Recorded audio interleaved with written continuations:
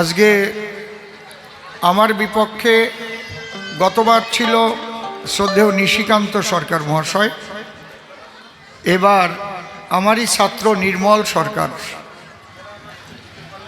লঙ্কা ছোট হলেও ঝাল আছে নাকি? টনটনা সুর। এখন যুবক বয়স তো, রস কত।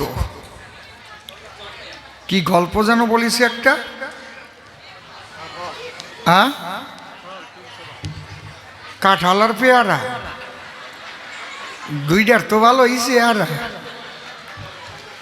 আর ওদিকে আঙুর ফল টিপি দিয়েছে, গেছে নাকি একটু জল। আর পেয়ারা যখন ঠাসা দিয়েছে চারিদিক চিড়িয়া ঢুকছে। ও নাকি ব্যথা পায় আর কান্না করে, আবার মাঝে মাঝে হাসে পড়ে। কয় তুই হাসিস কেন আর কান্দিস কেন? কয় কান্দি তো ব্যথা পাই। হাসিস কেন? কয় আমারটা তো তবু গেল, পেয়ারা ঠেলে ঠুইলে গেল। ওই যে আর একজন এত বড় কাঁঠাল লই আইতেছে, ওর কি হইবে? কয় নাই। তা কাঁঠাল আনার পরে কি হলো সেটা বলেছে কি? কেন তা ছাড়লেন কেন? আপনারা বলবেন না এই কাঁঠাল নিয়ে আসলো কি হলো, সেইটা কবে না। কারণ ওই রাজা খুব ভালো রাজা ছিল। ও ওদের একটা করে ফল আনতে বলল, মানে পরীক্ষা করলো কার একা খাওয়ার অভ্যাস আর কার সবাইকে দিয়ে খাওয়ার অভ্যাস। একটা আঙুর ফল ও তো একাই খাবে, একটা পেয়ারা, তার মানে ওর একা খাওয়া অভ্যাস। যখন বড় কাঁঠাল নিয়ে আসছে তখন রাজা জিজ্ঞেস করছে, তুই এত বড় কাঁঠাল আনলি, যদি আমার অপছন্দ হয় তাহলে তো তোরে এই জায়গায় অপারেশন কইরাও বইটা দেওয়া যাবে না। কয় না রাজামশাই, আমি ভাবলাম পাকা কাঁঠাল তো, আপনার যদি পছন্দ হয় তাহলে আমি একা তো খাইবার পারবো না, তো ভাবলাম যে সবাই লইয়া খাবো। আপনি খাবেন, আমি খাবো, মন্ত্রী খাবে, আবার আপনার রানীর জন্যেও 2টা কোষ পাঠাইয়ে দেব। রাজা ডাক দিয়ে বলে, তাই এর মতো ভালো মানুষ নাই, আয় কাঁঠাল ভাঙিয়া আমরা সবাই খাই। সবাই কাঁঠাল খেলো, আশেপাশে যারা ছিল ওই বাচ্চাটারেও দিছিল। খাস নাই কাঁঠাল? কয় খাইছি।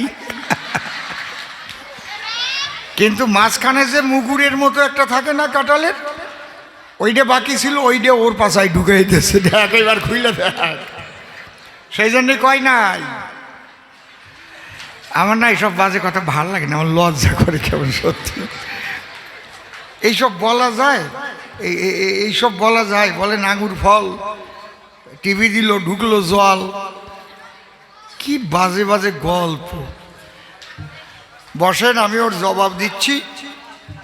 তোরা বয়, গুড বয়, বয়। কথা বলবি নাকি আবার? বাহ, সমান কয়জন এক জায়গায় বইছে, একেবারে পাঠশালার ছাত্র। মাস্টার দেন একজন এখানে, ধরো।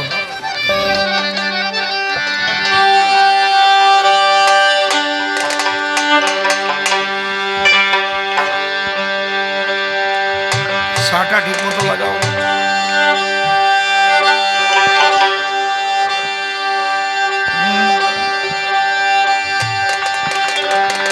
সরা আছে, শাটা সরা আছে, বুঝো না?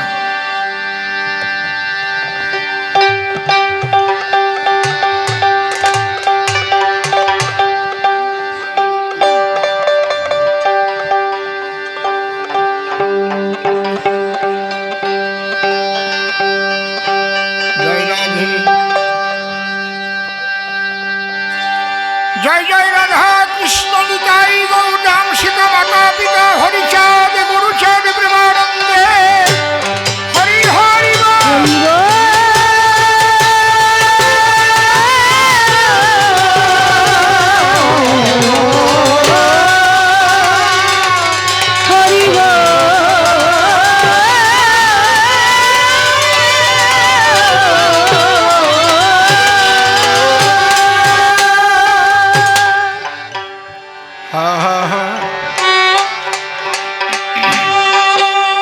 হরি বল।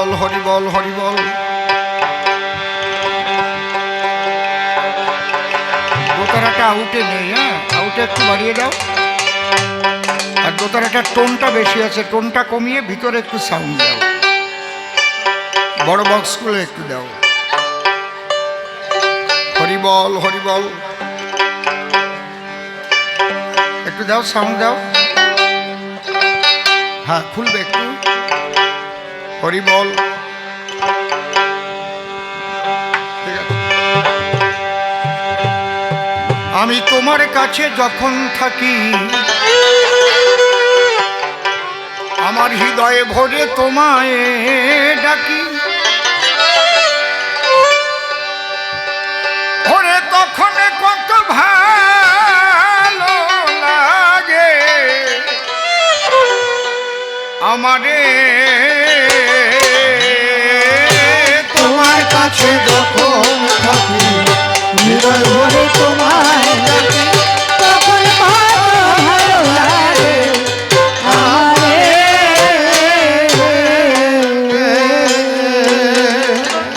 তোমার সুন্দর ভুবন দর্শন সব, সুন্দর পবন সঞ্চারে, সুন্দর ভবন জীবন যৌবন, সুন্দর বন বসন্ত বাহারে। তোমার কাছে যখন থাকি হৃদয় ভরে তোমায় ডাকি, তখন কত ভালো লাগে আমারে।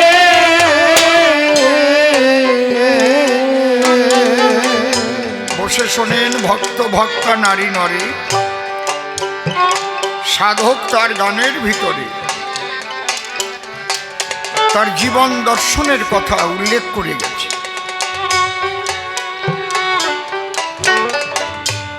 একজন ভক্ত যখন ভক্তির প্লাবনে ভাসে,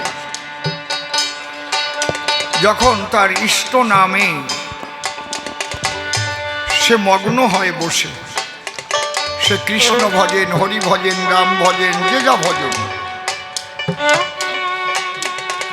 তখন সে ঈশ্বরের কাছাকাছি চলে যায়। কারণ নাম কৃষ্ণ চৈতন্য রসবিগ্রহ পুণ্য শুদ্ধ নিত্য মুক্ত অভিন্নাত্মা নাম নামী। কৃষ্ণ বলার সঙ্গে সঙ্গেই কৃষ্ণ মূর্তি ভেসে ওঠে, হরিচাঁদ বলার সঙ্গে সঙ্গেই হরিচাঁদের মূর্তি ভেসে ওঠে, রামচন্দ্র বলার সঙ্গে সঙ্গে শ্রীরামের মূর্তি ভেসে ওঠে। যখন ভক্ত তার ইষ্ট নামে মগ্ন হয়, তখন তার ভিতরে একটা আনন্দের উদয় হয়। এই আনন্দ কাউকে বোঝানো সম্ভব নয়। সে যে কি অনাবিল আনন্দ, এটা জানে একমাত্র ভক্তবৃন্দ। আর সেই ভক্তের সঙ্গে হয়েছে যার প্রেম সম্বন্ধ, প্রেমানন্দে হরি নামে সবাই মাতল হয়ে হরি হরি নামে চোখের জল নামে।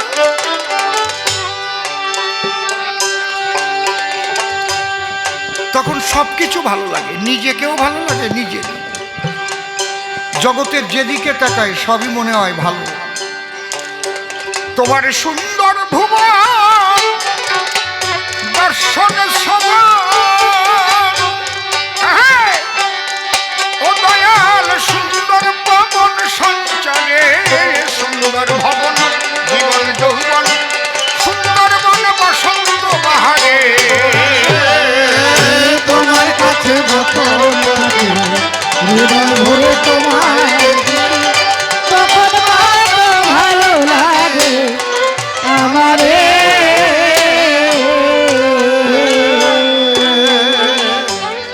ও দয়াল রে, কোনটা একটু বেশি আছে বলে আমি তোমায় ছেড়ে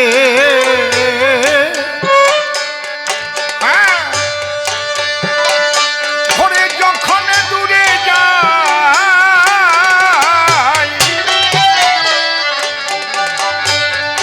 আমার কাজে আমার সাজে আমি বড় লজ্জা পাই। টুকুস করে মারি আসতে, ও দয়াল রে, ছোট কাজ খুশি কাজ। তোমার তোমায় ছেড়ে যখন দূরে যাই, আমার কাজে আমার সাজে আমি বড় লজ্জা পাই। তখন কেমন করে মুখ দেখাই দেবতা তোমার ধারে, আমার আমি আড়াল করে দাঁড়ায় রই মোহের আধারে। তোমার কাছে যখন থাকি হৃদয় ভরে তোমায় দেখি, তখন কত ভালো লাগে কোনটা আমারে।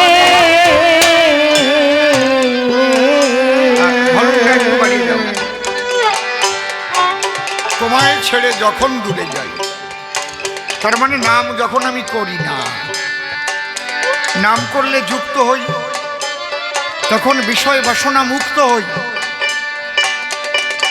একটা চোর ডাকাত গুন্ডা বদমাইশ সেও যদি হরিনাম করে তখন তো সে আর কুকর্ম করতে পারে না।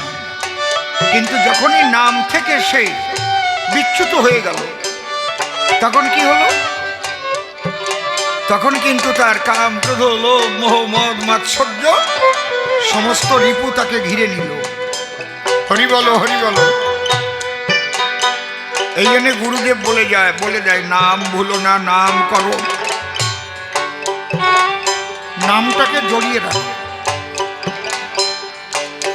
ও দয়াল রে, আমি তোমায় ছেড়ে যখন দূরে যাই, আমার কাজে আমার সাজে আমি বড় লজ্জা পাই। তখন কেমন করে মুখ দেখাই দেবতা তোমার ধারে, আমার আমি আড়াল করে দাঁড়ায় রই মোহের আধারে। তোমার কাছে যখন থাকি হৃদয় ভরে তোমায় দেখি, তখন কত ভালো লাগে আমারে। ও দয়াল রে, যখন চাহি না আমি তোমার দিকে,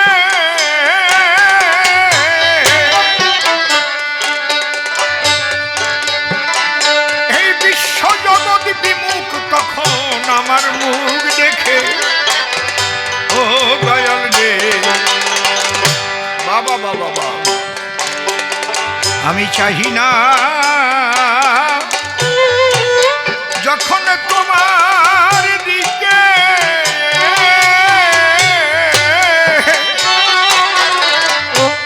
বিশ্ব জগৎ বিমুখ তখন আমার মুখ দেখে। তখন শুধাই নাকে আমার ডেকে, বঞ্চিত হই সবার দ্বারে, খালি হাতে ফেরে নাকে দীনবন্ধু তোমার দুয়ারে। তোমার কাছে যখন থাকি হৃদয় ভরে তোমায় দেখি, তখন কত ভালো লাগে আমারে।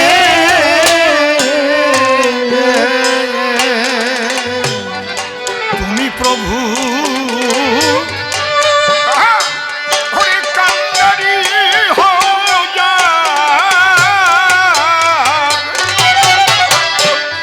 জলের কুম্ভীর কুম টানে তার বাঘে কানে দাঁড়। ও দয়াল রে,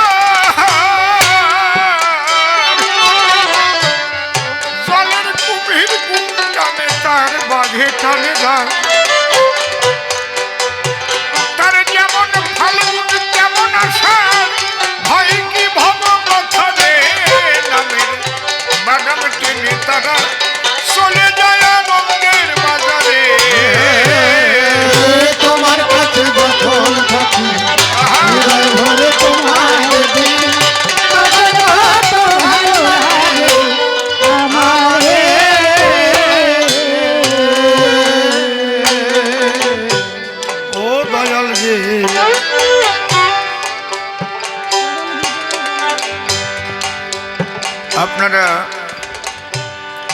ভক্ত শ্রোতা অনেকে শুনেছেন বাবা গোপাল সাধুর কথা।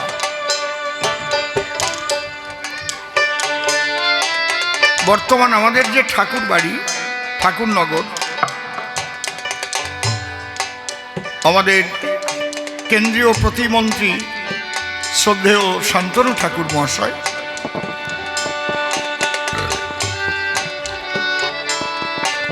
ওনার বাবার নাম শ্রদ্ধেয় মঞ্জুল কৃষ্ণ ঠাকুর মহাশয়, তার বাবার নাম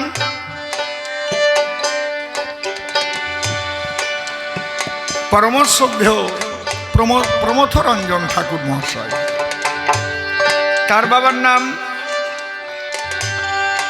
পরম শ্রদ্ধেয় শশীভূষণ ঠাকুর মহাশয়। বুঝতে পারছেন? তার বাবার নাম পতিত পাবন বাবা গুরুচাঁদ ঠাকুর। এই গুরুচাঁদ ঠাকুরের পরম ভক্ত ছিলেন গোপাল সাধু। আমরা এই দলবল নিয়ে একাধিকবার গোপাল সাধুর বাড়িতে গান গেয়ে এসেছি, একেবারে জঙ্গলের পাশে দক্ষিণে খুলনার।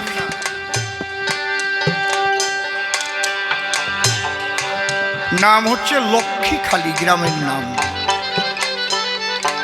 এই বাচ্চা তোরা বয়,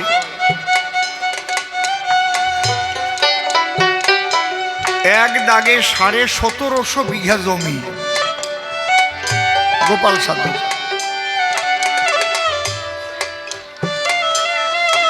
ওই সময়ের কথা বসে শোনেন বিজ্ঞ শ্রোতা। বাবা প্রমথরঞ্জন ঠাকুরকে ব্যারিস্টারি পড়াবার জন্য বিলেত পাঠাবেন। ইচ্ছাকার বাবা গুরুচাঁদের, কিন্তু ওখানে যেতে গেলে 14,000 টাকা লাগবে সেই সময়ের। ভক্তদের ডেকে বললেন, তোমরা কে কতটা সাহায্য করতে পারো? তার মানে ঠাকুর বাড়ির ঠাকুর যারা, এমনি তো অন্য কর্ম তেমন করে না তারা, ভক্তদের সেবার দ্বারাই আবার ভক্ত সেবা দেয়।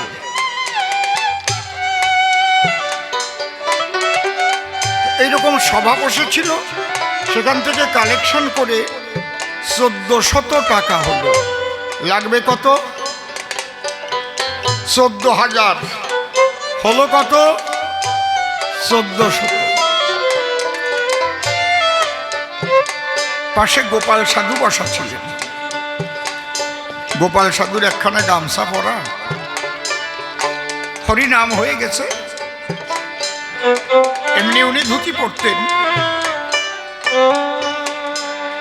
আর একখানা গামছা গায়ে, পরশ জোরে উঠে চোখের জলে ভেসে কয়, ও বাবা,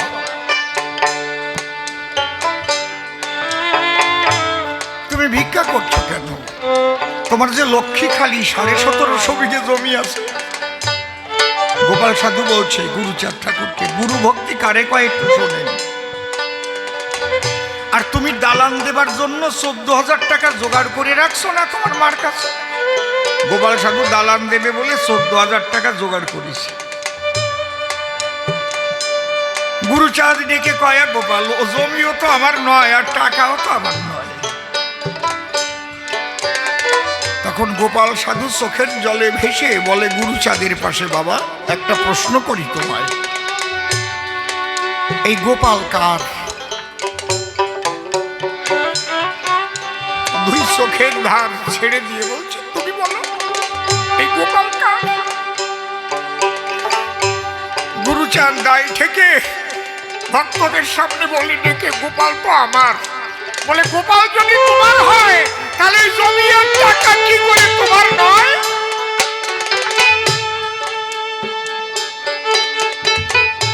গুরুচাঁদ কয়, গোপাল রে, মুখ দিয়ে তো অনেক কথা অনেকে কয়, লিখে দিতে পারিস? লিখে নাও। বসে শোনেন নারী নর। তখন নায়ক ছিল যজ্ঞেশ্বর। গুরুচাঁদ বলে, যজ্ঞেশ্বর কথা মানো, একটা স্ট্যাম্প আনো। স্ট্যাম্প যখন এনে দিল, গোপাল সাধু ব্ল্যাঙ্ক স্ট্যাম্পে সই করে দিয়েছিল, নেও বাবা সব। তখন গুরুচাঁদ ঠাকুর বলেছিল, হে ভক্তগণ, আজ থেকে গোপাল আর গুরুচাঁদ এক হয়ে গেল রে, আলাদা থাকলো না এখন। ভক্তের শক্তি আর ভগবানের শক্তি একত্রিত হলো, ভক্তের ভক্তি আর ভগবানের শক্তি।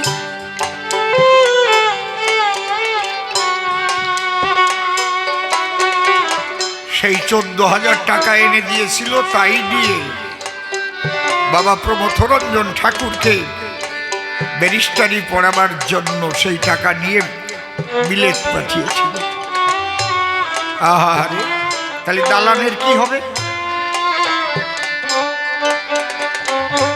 কয়েক মাস পরে গুরুচাঁদ ঠাকুর ডাক দিয়ে কয়, গোপাল রে, অগোপাল, তা দালান দিতে হবে যে। কয়, তোমার দালান, তোমার বাড়ি, তোমার ঘর।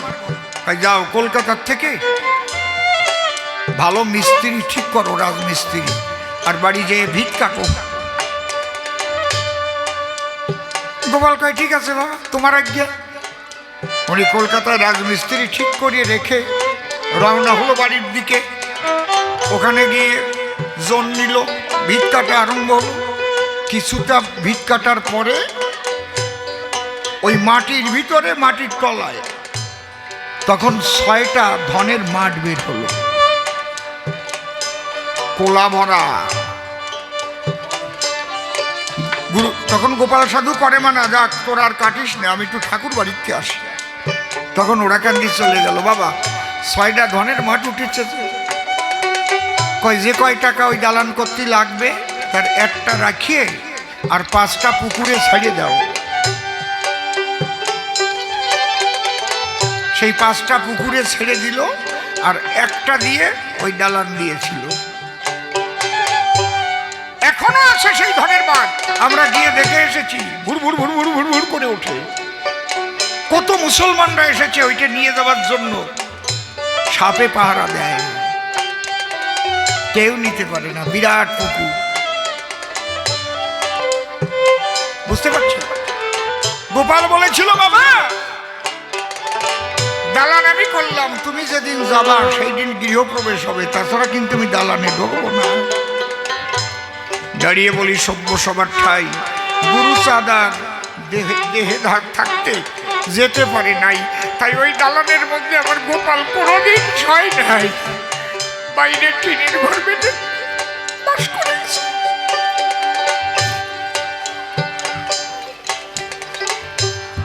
এই গোপাল সাধু ধান ক্ষেতের ভিতরে বাঘে বাচ্চা দিয়েছে। বাঘিনী, বাঘিনীর স্বভাব আছে, ওরা জঙ্গলে বাচ্চা দেয় না, অনেকে জানে না। কারণ ওই বাচ্চা যদি বাঘে দেখতে পায়, তখন ওই বড় বাঘে বাচ্চা খেয়ে ফেলায়। এই জন্য ওই নদী ঝাঁপাই এসে ধান পাকার একটু আগে আগে সেই ধান ক্ষেতের মধ্যে বসে প্রসব করে শেষে বাচ্চা বড় হলে ওরে নিয়ে কোলে তখন চলে যায়। যখন বাচ্চা দিল, এইবার সেই বাঘিনী বাচ্চা সহ ধান ক্ষেতের মধ্যে ছিল। কৃষকরা যখন ধান ক্ষেত কাটতে গেল, হঠাৎ চেয়ে দেখতে পায়, দেখি বাঘিনী বাচ্চা নিয়ে শুয়ে রয়। বাঘিনী যখন বাচ্চা দেয়, তার কাছে কারো যাওয়া সম্ভব নয়। কোনো মানুষ গেলে ফেলবে গিলে। কৃষকের দলে তখন বাবা গোপালের কাছে গিয়ে কয়, এবার তোমার ধান কাটা হলো না কেন? তোমার ধান ক্ষেতের ভিতরে বাঘিনী বাচ্চা দিয়ে তাই কোলে করে নিয়ে শুয়ে আছে। কয়, তোরা রাখ, এখানে থাক, আমি যাই। হায় হে ভক্ত রে! গোপাল সাধু হরিবল হরিবল বলতে বলতে দুই চোখের জলে ভাসতে ভাসতে বাঘের কাছে গেছে। সবাই করে মানা, বাবা যেও না, বাঘে খাবে। কারো কথা শোনে না, চারিদিক দিয়ে লোক দাঁড়িয়ে গেছে। যখন গোপাল সাধু বাঘের কাছে গেছে, গিয়ে বলছে, ওমা তোর বাচ্চা নিয়ে এই জমিটা থেকে আর এক জমিতে যেতে পারিস না? এই ধান না কাটলে তো আমার ভক্ত সেবা হবে না। বাঘ গোপাল সাধুর দিকে ঢালু বালু করে তাকাচ্ছে, তাকাইয়া বাঘের দুই চোখ দিয়ে জল পড়ছে, আর গোপালের পায়ে সেই চোখের জল দিয়ে মুছে মুছে যেন বলছে, সাধু আশীর্বাদ করো, আমি যেন পরের জন্মে হরি ভক্ত হয়ে জন্ম নিতে পারি। হরি বল।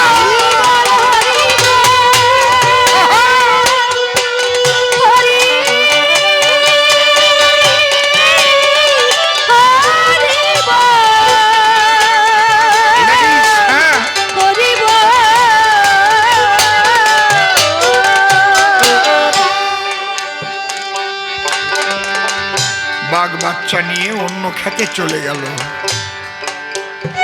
কৃষকরা ধান কেটে আনলো। তাই আবার সাধক কবি পাগল বিজয় সরকার পদ দিয়েছেন, তুমি প্রভু কান্ডারি হও যা, জলের কুম্ভীর গুম টানে তার বাঘে টানে দা, তার যেমন ভাঙন তেমন আশা, ভয় কি ভব পাথরে নামের বাদাম টেনে দিয়ে চলে যায় আনন্দের বাজারে। তোমার কাছে যখন থাকি, ভোরে তোমায় দেখি, তখন কত ভালো লাগে আমারে। ও দয়াল রে, পাগল বিজয় বলে, হে পরাণ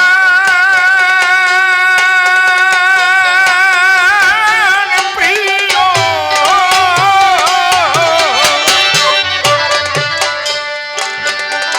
আমি ভুল পথে যদি যাই আমায় ফিরাইয়ে নিও, তোমার চরণ তলে বসতে দিল, চরণ তলে বসতে দিল, ফিরাইও না আমারে জীবনে মরণে যে, যেন ভুলে না যাই তোমারে। তোমার কাছে যখন জয় জয় রাধা কৃষ্ণ, হৃদয় ভরে তোমায় দেখি, কবিতা হরিচাঁদ, ভালো লাগে হরি হরি বল।